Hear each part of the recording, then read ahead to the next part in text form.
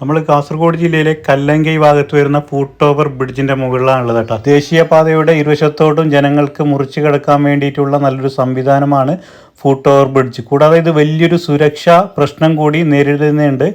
ഈ foot over ബ്രിഡ്ജിൻ്റെ മുകളിലുള്ള കമ്പികൾ വലിയ വിടവാണുള്ളത്. അപ്പോൾ ഇതിലെ കൂടി കുട്ടികളും മുതിർന്നവരൊക്കെ സഞ്ചരിക്കുന്നുണ്ട്. സ്കൂൾ കുട്ടികളൊക്കെ പോകുമ്പോൾ വലിയ സുരക്ഷാ പ്രശ്നമുണ്ട സംഭവം കൂടിയാണ്. കുട്ടികളൊക്കെ ഈ വിടവിലൂടെ താഴേക്ക് വീഴാനും അത് വലിയ അപകടങ്ങൾ ഉണ്ടാവാനും സാധ്യതയുണ്ട്. കൂടുതൽ കമ്പികളോ ഇരുമ്പ് നെറ്റോ ഇവിടെ സ്ഥാപിച്ചില്ലെങ്കിൽ വലിയ അപകടങ്ങൾ ഇവിടെ ഉണ്ടാവാൻ സാധ്യതയുണ്ട്.